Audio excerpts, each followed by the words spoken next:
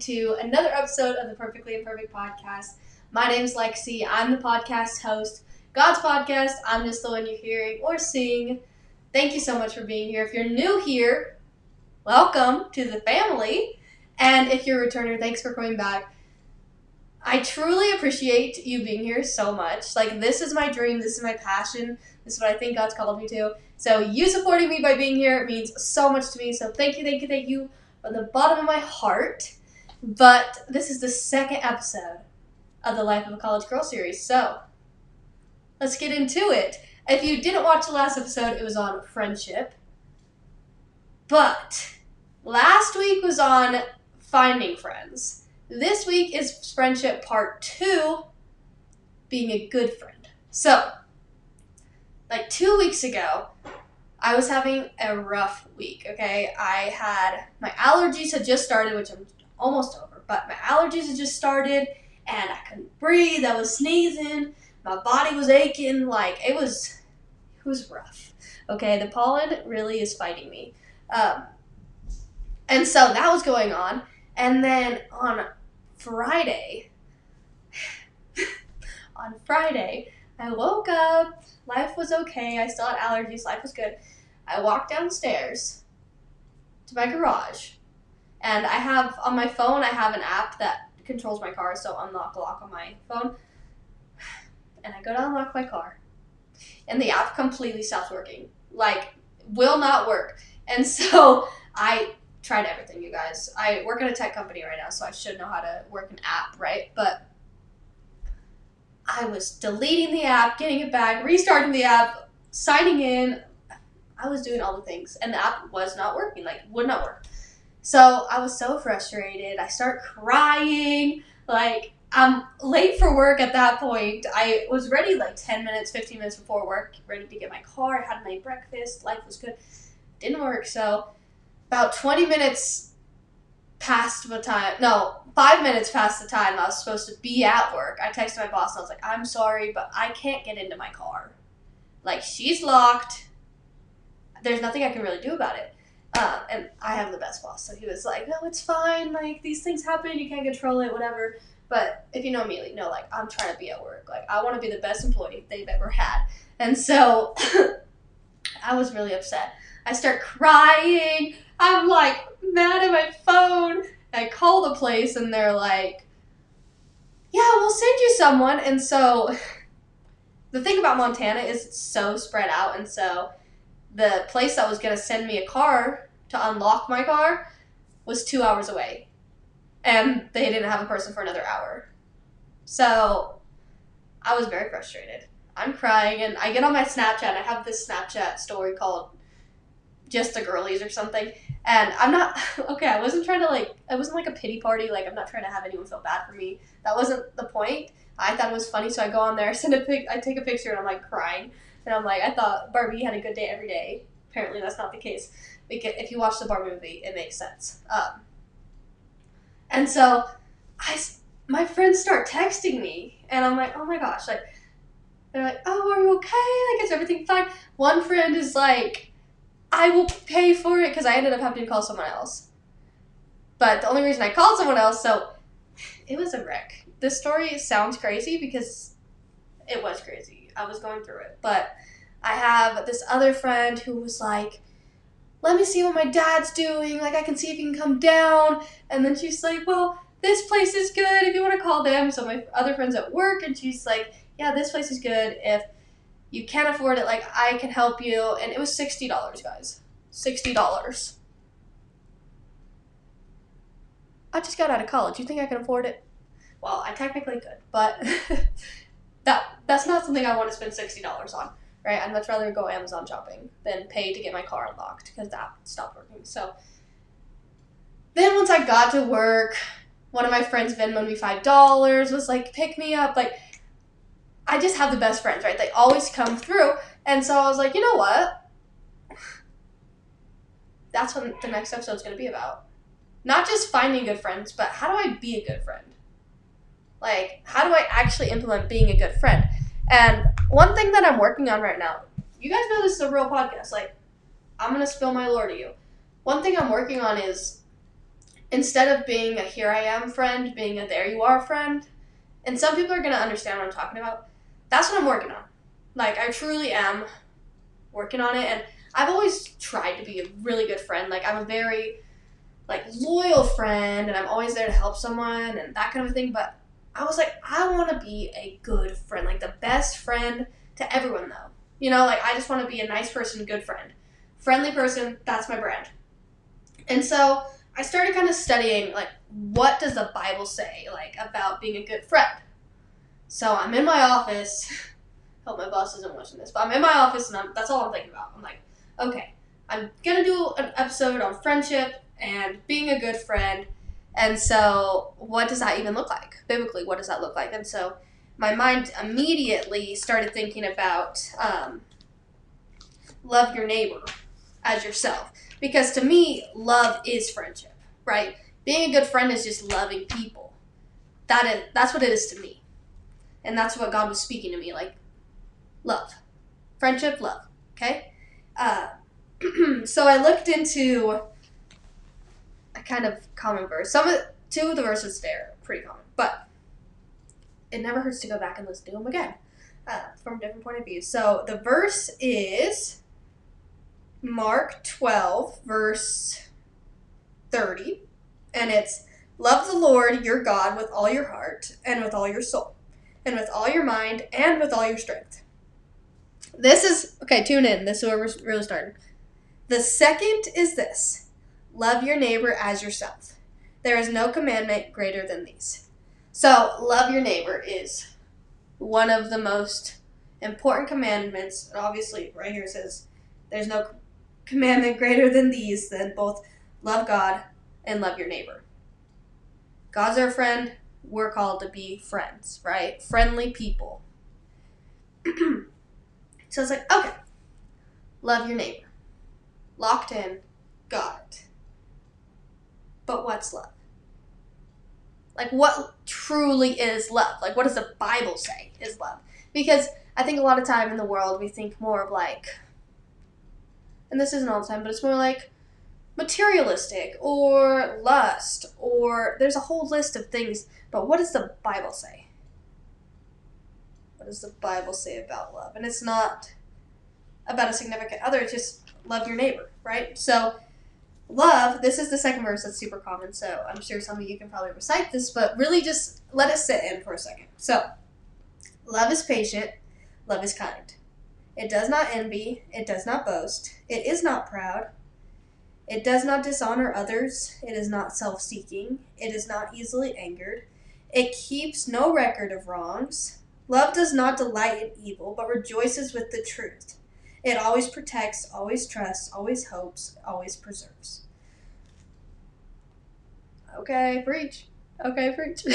So, that got me thinking, you know, like, if I want to be a good friend, then I need to love, right? And it's not just about a tight-knit community, really.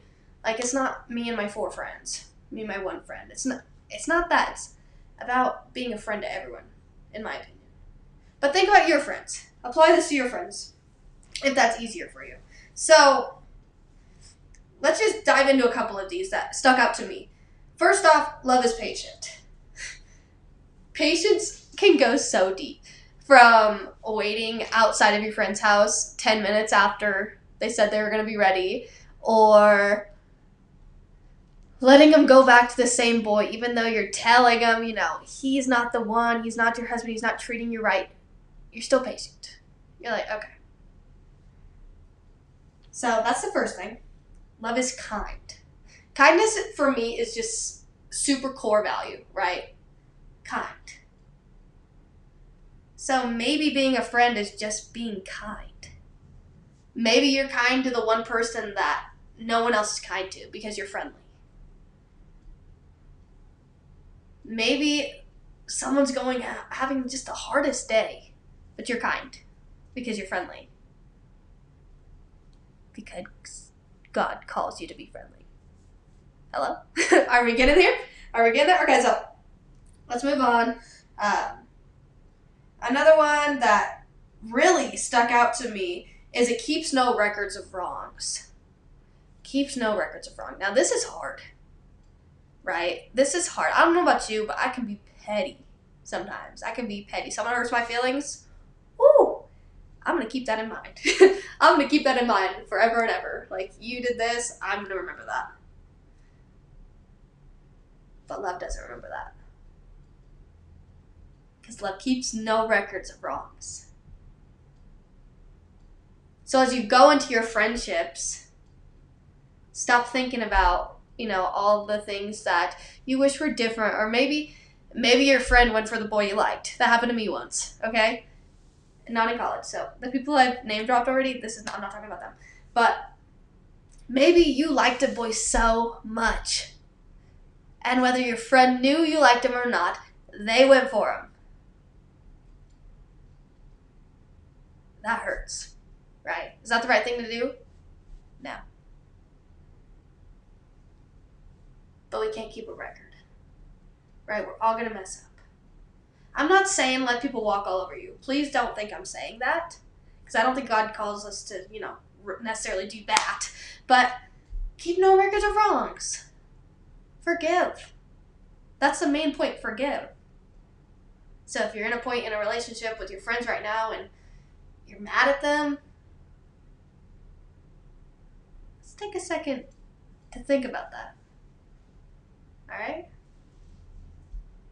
Because you probably messed up too. I will be the first to tell you I mess up a lot.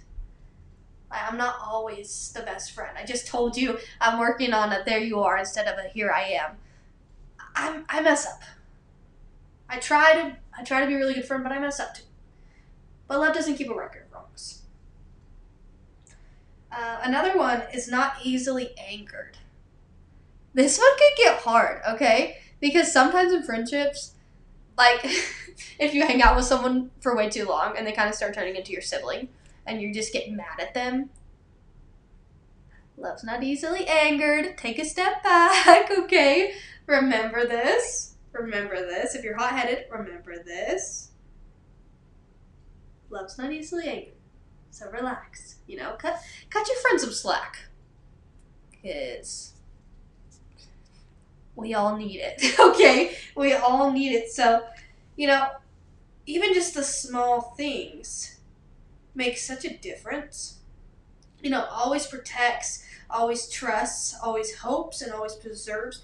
Those we can bring into our relationship. And it means different things in your relationships with your friends.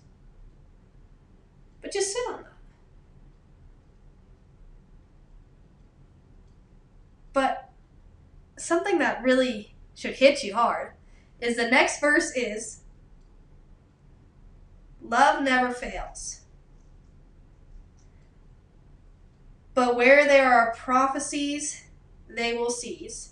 Where there are tongues, they will be stilled. Where there is knowledge, it will pass away. Your friendships, when they have pure, true love in them, biblical love in them, they're so powerful. Your friendships are so powerful. Think about that. Your friendships are so powerful, so why not have 100 friendships? Why not want to be friends with everyone? Are you hearing me? Are we clicking here? Because it's so important. Because when your friendships have love your neighbor, love. We just read the definition of love, the biblical definition of love. And it's telling you how powerful it is. It never fails. Are we getting this? I hope we're getting this. I have one more biblical story to share with you on this. And for a long time, I actually didn't know about this story, but it was brought up in a Bible study when I was in one of my small groups at church. And so I told you I'm real, I'm honest. I haven't read every page of the Bible yet. I'm working on it. But, I don't know every single story yet. And so I heard the story, and maybe you know it, maybe you don't, but let's just read it for a second. Okay. So I have a study Bible, and the caption or whatever is Jesus forgives and heals a paralyzed man. All right? Obviously, God does great things, but let's read. So, setting the scene, Jesus is in this house and everyone's going to him to, obviously hear him and get his wisdom. Okay. It says, they gathered in such large numbers that there was no room left, not even outside the door, and he preached the word to them. So, packed house. Packed. Some men came, bringing to him a paralyzed man, carried by 4 of them. Since they could not get him to Jesus because of the crowd, they made an opening in the roof above Jesus by digging through it, and then lowered the mat the man was laying on. When Jesus saw their faith, he said to the paralyzed man, "Son, your sins are forgiven." And that's Mark 2, verse 2 through 5. So setting the scene. Paralyzed man, he has 4 friends. 4 friends. And they get him onto this roof. He's paralyzed. So they had to get him up there somehow. Carried him up there, I'm guessing. And they ripped off the roof. They ripped off the roof to lower this man down to Jesus. To get him help. They went above and beyond because they're friends. And this is powerful. Hear me out. This is so powerful. So the verse 5 is, when Jesus saw their faith. He didn't say when the Bible doesn't say when Jesus saw his faith. When Jesus saw their faith, he healed them. So just by being good friends, Jesus saw that and healed their paralyzed man. It says later in there that he got up and walked.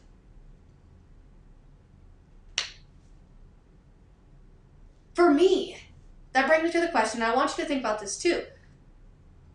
Are you the friend that would tear off a roof and lower your friend down? Because this could have went really wrong, right? They could have done this and Jesus got mad at them and was like, why did you do this? This is bad. Which, I'm not saying that's how Jesus is, okay? Never said that. But, they did take a risk. And it's important to remember, these aren't just random, mythical creatures that aren't real. These aren't made up stories. This is the Bible. This is real people. Real people. Look, me and you. Real people. Can you imagine? You have a paralyzed friend. And you and your pals somehow get on top of a house.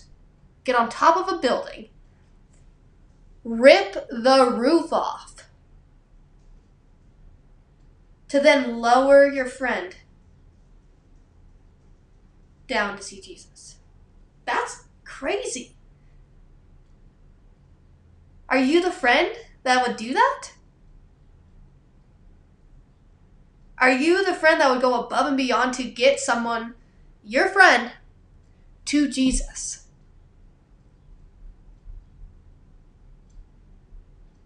I hope that hits you like it just hit me. Are you the friend that's going to bring your friend to Jesus? Against all odds, against all hope, because they need to get to him?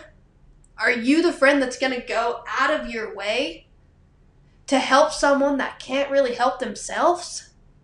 Ooh! Let me preach for a second. Oh! You guys, that's being a friend. That's the friendship that I want to be. I want to have. I want to be that friend. So think about it. Who in your life... Sorry, I'm wound up now. And maybe it was the Dutch Bros I drank earlier, but I'm wound up now. You guys. Who in your life can you be a friend by bringing them to Jesus? Friend to them. I hope that makes sense. Who can you bring to Jesus because you're a friend? Because you're a friend. And at the beginning of the episode, I talked about how it's not just about your 4 friends, which, do not get me wrong, and this might be your situation. Maybe you need to get those 4 friends or the one friend. And it's not about shaming them into it. Maybe your friend has never went to church. Maybe they've never read the Bible. It's not about that. What are you going to do to get your friend to Jesus? Because Jesus heals all. Maybe your friend's going through depression right now. How are you getting them to Jesus? Maybe they have anxiety. How are you getting them to Jesus? Maybe they're in a world of sin and they're loving the world. How are you getting them to Jesus? Because it's not about their faith alone. It's not just about their faith. It's about your faith. How far are you willing to go to get your friend to Jesus? Are you ripping off the roof? Or are you standing outside saying, sorry, man, there's not enough room in there. Better go home, stay paralyzed. Sorry you can't walk. I'm in a good place, though. I can walk, I can run, I can jump, I can dance. Sorry about you, though. Not enough room in that place. Or is it, I can walk. I have a church family. I have a relationship with God. Let me help you. Let me help you. Because sometimes we just need a little help. We've all been in a place that we just need a friend.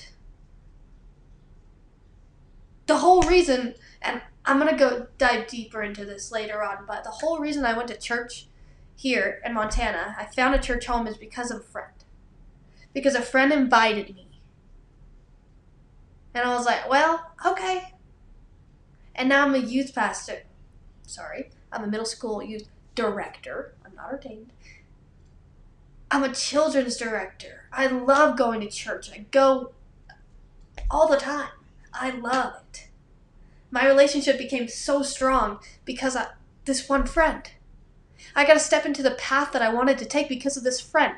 They brought me to church. They brought me closer to Jesus. They helped me build that relationship because they were a friend. So as my friend, I consider us friends. If you're listening to this, I think we're friends. How can we get each other closer to Jesus? And how can you get your friends outside of this closer to Jesus? And this is not a plug, but maybe it's inviting them to listen to a podcast. And it doesn't have to be mine. It doesn't have to be my podcast. Or maybe it's inviting them to church. Or maybe it's inviting them to a small group. Or maybe it's starting a Bible study. However it is for you, how can you be a friend? How can you be the friend that finds a way to help your friend unlock their car? Yeah, it was their fault. Yeah, it was their mistake. But how can you be a friend and help them? Help them get out of the rut. Help them unlock the car. You guys, I hope this is clicking because I'm fired up. How are you going to be a friend? And that's what we get to push each other in. How to be the best friend you could be. And maybe you need to start with being a friend to one person. Maybe if that's you. You know, not getting angered easily, not holding a grudge. Bringing them closer to Jesus. That's true friendship. Lowering them down to Jesus because maybe they can't do it by themselves. Maybe they just need a little bit of help. And you're willing and able to do it because you can help them get there. You can help bring them to Jesus. Do you understand the power that this has? Love never fails.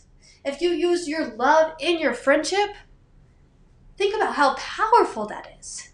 Think about how much of a difference you can make not only in their life, not only in your life, but in the lives of everyone around you. What if you being a friend, bringing them to whatever brings them closer to Jesus, what if that helps them find their purpose? I wouldn't be doing this podcast if I didn't have a few friends along the way. Maybe I wouldn't have felt my call if I didn't have some friends to help me get to the point I needed to get to. You could be that friend. You could be that friend. I'm going to end there. I'm going to leave us with that. Because that's one heck of a action call, okay? It's your time to be a friend. And I hope to see that. And if you're on the other side of this and you need a friend right now, maybe you relate more to the last episode and you need a friend right now, reach out. I would love to be with you in your relationship with God. It's not me. See, I don't want to say it's not me, bringing you to your, it's not about me, but if you want a little bit of guidance, I'm not saying that I'm perfect in any way. This podcast is perfectly imperfect. I'm not saying that I know all the ways. But if there's some way I can help you get to that relationship with God, please let me know. Send me a DM. My DMs are always open. Tell me a topic you want me to talk about. Maybe how it relates in the Bible. What does the Bible say about the topic? Or this podcast series is Life of a College Girl. Maybe you're going through something in college that you just need a friend right now. Well, I'm right here. I want to be friends with you, so please reach out if you have something that I can help you with.